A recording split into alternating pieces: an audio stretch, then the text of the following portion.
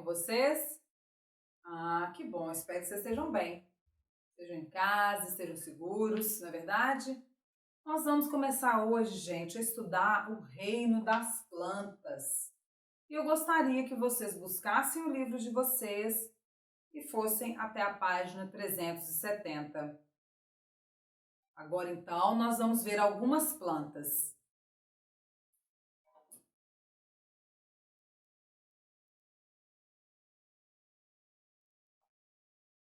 Na página 370, nós temos um texto.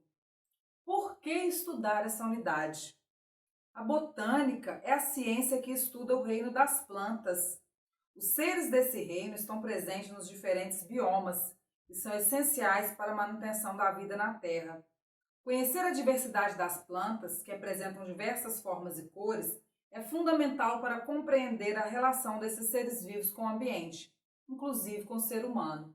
Então, quem estuda as plantas é o botânico. O ramo da ciência é o da botânica. E quais são os biomas que nós já estudamos, gente?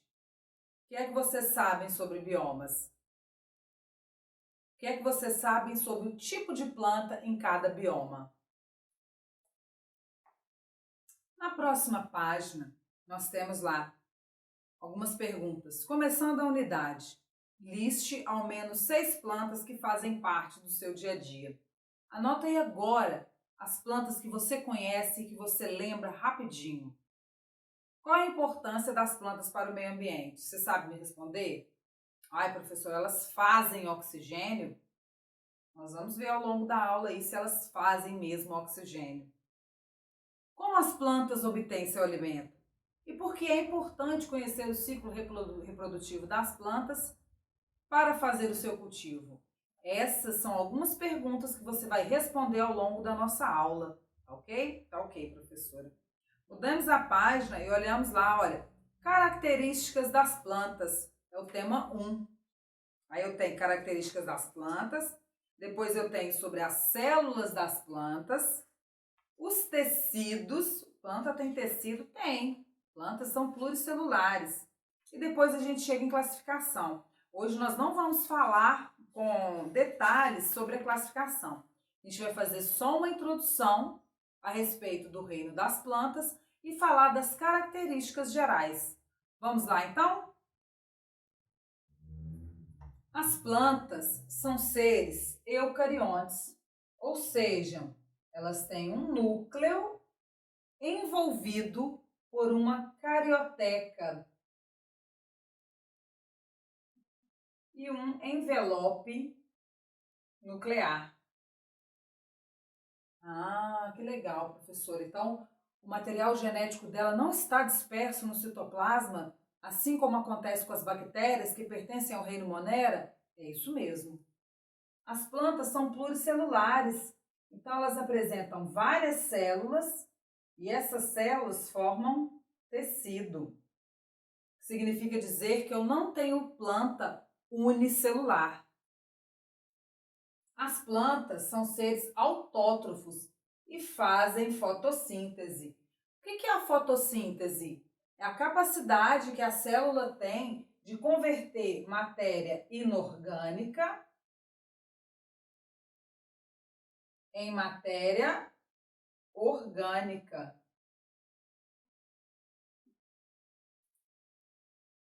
Muito bem, professora. Então, os seres fotossintetizantes, foto, são aqueles que convertem a matéria inorgânica em orgânica utilizando a luz. Que luz, gente? A luz solar, a luz do sol.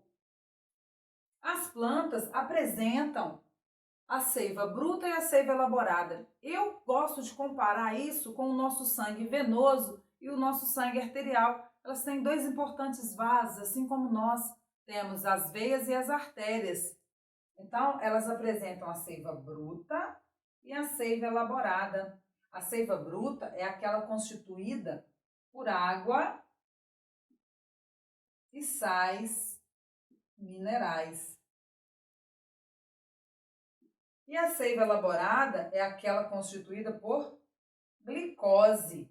E onde é que ela é elaborada? Ela é elaborada na folha das plantas e nas partes verdes. Então, quando uma plantinha está crescendo, que ela tem só um caulezinho, aquele caulezinho ele já é capaz de realizar fotossíntese. Apaga não, professora. Olha, só você dá um pause. Dá um pause aí que você consegue copiar os registros que eu fiz e registrar no seu caderno. Muito importante que você faça registros, hein? Deixa tudo registradinho no seu caderno. Cada um registra da maneira que é mais conveniente para a sua aprendizagem. As plantas, gente, apresentam parede celular de celulose. O que é essa parede? A planta, então, ela tem uma parede de celulose, no caso a célula, né? Para dar estrutura. E tem também a membrana plasmática. Então, a membrana plasmática é como se ela estivesse protegida pela parede. E eu tenho aqui, ó, o meu núcleo celular. Ah, professor, é isso? É. E essa parede, então, ela é constituída por celulose. Professora, celulose é aquela matéria que usa para fazer papel? Sim, é isso mesmo. As plantas também apresentam os cloroplastos e os estomos. Nós vamos ver isso. As plantas apresentam amido como carboidrato de reserva. Todos os seres vivos precisam de uma reserva de energia em seu organismo. Qual é a reserva de energia das plantas? É o amido. Aí eu vou lembrar para vocês sobre o amido de milho maisena. Professor, você está fazendo merchandising, porque maisena é a marca. Isso mesmo, eu só conheço amido de milho maisena, não conheço de outra marca. O amido de milho, gente, ou a maisena, é a reserva de carboidrato do milho. O milho, então, ele utiliza aquele amido, aquele que você usa para fazer a sopa, fazer caldos e bolos, como fonte de energia. As plantas são predominantemente terrestres. A maioria das plantas vivem na terra. Tem plantas aquáticas? Tem. Ah, que legal. E as plantas também apresentam tamanhos variados. Vamos dar uma olhada agora uma olhada, né, num grupo de plantas?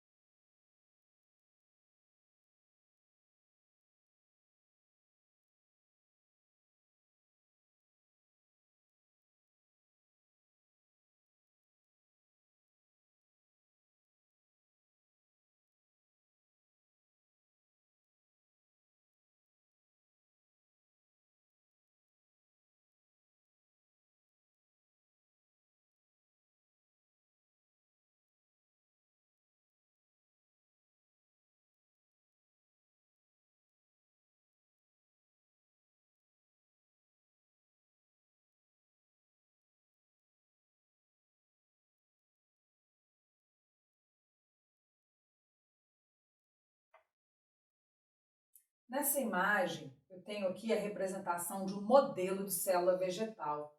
Vocês podem ver isso aqui em amarelo, que é o quê? A parede celular. É a parede celular. Internamente, eu tenho a membrana plasmática, tá? É a membrana plasmática. Ah, professor, então agora eu entendi o que é essa parede, o que é uma membrana. Que bom que você entendeu. Além de uma parede celular, as células vegetais possuem uma nova estrutura, que é o cloroplasto. É dentro do cloroplasto que eu realizo eu não, né, gente? A planta. Fotossíntese. Muito bem. Então, eu tenho aqui uma estrutura que é chamada de tilacoide, que é formada, isso tudo aqui, né? É a grana, e aqui eu tenho o quê? O estroma. Preciso decorar isso? Não. Mas quando você ouvir falar de tilacoide, grana, estroma e intergrana, eu quero que você imediatamente associe ao cloroplasto e, obviamente, ao reino planta.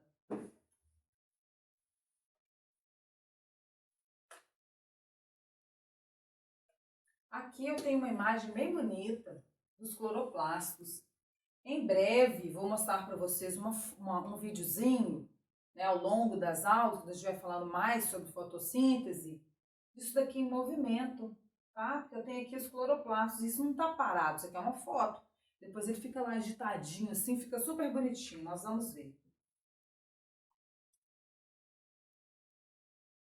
Vamos falar um resuminho aqui sobre a nutrição vegetal. Eu tenho aqui uma imagem de uma árvore, tenho algumas setas e tenho alguns textos. Por onde que a gente começa a leitura? Bate o olho, vê o que a gente entende, analisa, depois vai tentando construir ali, dar uma linearidade na leitura. Compreender esse tipo de esquema, gente, é fundamental. Não é basta assim, eu vi aqui tem uma árvore, não. Preciso que você leia, consiga extrair informações, tá? Então vamos lá. Tá me mostrando aqui o gás carbônico, o CO2, me mostrando uma seta para dentro. Tá mostrando então que o gás carbônico, ele entra aonde? Dentro da planta, no meio das folhas? Não, ele entra na folha. Ele entra na folha da planta e ela usa o gás carbônico para realizar a fotossíntese. Tá me mostrando que da planta sai o que? Vapor de água. E olha aqui essa seta. Vamos fazer o caminho contrário? A água sobe através das raízes e sai como vapor de água. Ué, professora, por que a planta faz isso? Fica pegando para jogar para fora? Isso é importante para drenar o solo. Essa subida, gente, faz com que a água consiga se deslocar contra a gravidade, sair do chão e vir para cima. É como se uma molécula de água estivesse puxando a mão da outra. Isso é muito importante para a fotossíntese. Por quê? Quando chega na folha, eu tenho a água que veio por aqui, ela entra, e o CO2 que veio do ar. E aí a água e o CO2 vão permitir que aconteça a fotossíntese. Fotossíntese não é transformar matéria inorgânica em matéria orgânica? Então eu tenho a seiva bruta, que é composta por água e sais minerais, se juntando ao CO2 para formar glicose e liberar oxigênio. Quero que você fique atento ao verbo liberar. A planta não transforma CO2 em oxigênio, ela libera o oxigênio. E esse oxigênio, ele é proveniente da água, diferente daquilo que se pensava, que o O2 ele era proveniente do CO2, e não é. Então vamos lá. O gás oxigênio, ele é liberado da planta como produto da fotossíntese. Ele é liberado através da folha. A glicose, que é produzida na folha, ela é utilizada para nutrir o tronco e as raízes dessa planta. Por isso está mostrando a glicose entrando. A glicose não entra do ar, né? Senão você pode pensar isso. A glicose ela é produzida na folha como um produto da fotossíntese E esse produto, ele é utilizado para nutrir o resto da planta que não faz fotossíntese. Não é só a parte verde da planta que faz fotossíntese? Então, eu tenho partes que não são verdes, como o caule e as raízes da planta. As raízes da planta também precisam ser nutridas. E essa nutrição vem da folha.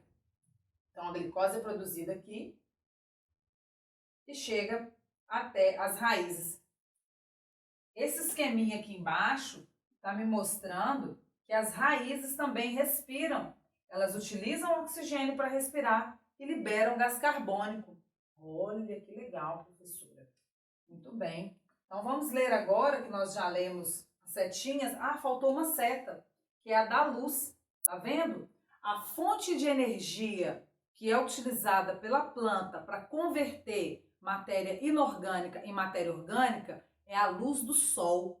Por isso, fotossíntese. Síntese através de fótons. Fóton significa luz, tá? Vamos ler os quadros então. Uma parte da água evapora pelos estômatos. Ah, lembra que eu falei no slide anterior a respeito dos estômatos? Lembra, professora? Os estômatos são buraquinhos na folha da célula, na folha da planta. E através desse buraquinho eu tenho a liberação de água. Muito bem. Então, parte da água sai através das folhas. A seiva bruta é distribuída pelo xilema para todas as partes da planta. Então, eu tenho o xilema e o floema. O xilema transporta água e sais minerais. E o floema transporta a seiva elaborada, que é composta por glicose. Então, a seiva bruta ela é distribuída pelo xilema. Então, vai levar água para todo mundo. A água e os sais minerais que são transportados pelo xilema, que compõe a seiva bruta, é absorvida pela planta através das raízes, tá vendo? Água e sais minerais entram na planta através das raízes. A glicose produzida na fotossíntese integra a seiva elaborada, que é distribuída pelo floema para toda a planta. Então, quem não faz glicose, ganha glicose da planta. Em qual parte da planta? Da folha. E por fim, a planta usa o gás carbônico e a luz e a água para fazer fotossíntese. E esse processo libera oxigênio. Então, eu tenho liberação de oxigênio e não produção, tá? E esse oxigênio é proveniente da água. Então, olha só, o H2O e o CO2. Então, muito bem. E tem o O2. O O2 é o oxigênio que a gente respira. Acreditava-se que esse O2 era esse O2 aqui do CO2. E não é. Esse O2 é o O2 que tem na água. Mas só tem um O aí, só tem um O aqui. Mas ele vai ser produzido, liberado durante o processo de fotossíntese. Tá ok? Tá ok, professora. Então, se alguém falar com você assim, olha, é verdade que as plantas transformam o gás carbônico em oxigênio? Não, não é verdade. Isso não é verdade. A planta, ela libera o O2 proveniente da água durante o processo de fotossíntese. Vamos repetir isso para não ficar dúvida? O CO2, gente, ele contribui durante a fotossíntese para a produção de glicose. O CO2, carbono vai virar glicose, o oxigênio que está ali vai contribuir para a produção da glicose. Ah, tá. E o CO2, professora, ele é transformado em oxigênio? Não, ele não é transformado em oxigênio, tá ok?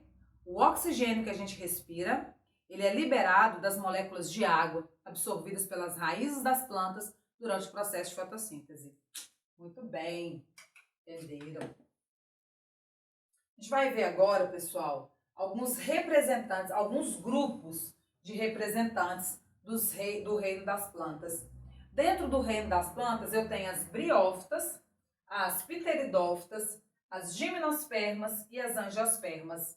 As briófitas são seres bem pequenininhos, são plantinhas pequenininhas, como aqueles lodinhos que a gente vê quando chove muito. As pteridófitas são as samambaias e as avencas e ainda as cicas. Já as gimnospermas são compostas por pinheiros. E as angiospermas são plantas que produzem fruto, tem flores e fruto. Nós vamos conhecer esses grupos com mais detalhes nas próximas aulas. E agora vocês vão continuar aí assistindo alguns videozinhos que eu mesmo produzi para vocês para mostrar briófitas e pteridófitas. Tá ok? Tá ok, professora. Então nós vamos ficando por aqui, finalizando a introdução com as características gerais das plantas. Nas próximas aulas nós vamos estudar os tecidos, os grupos, as diferenças entre cada grupo, os processos evolutivos que fizeram essa diferenciação, tá ok? Aguardo vocês então na próxima aula. Um grande abraço, fiquem quietinhos em casa. Essa planta é uma planta que eu tenho certeza que vocês conhecem, é uma cica.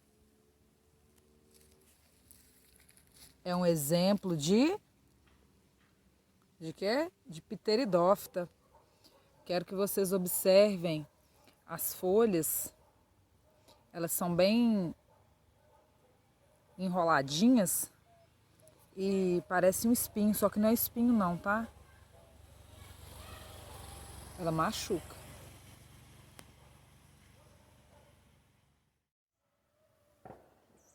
Então, continuamos a nossa investigação. Opa, opa, opa! Olha o que é que nós acabamos de encontrar. Nós quem, professora? Você está parecendo um Sméagol conversando com a outra personalidade dele.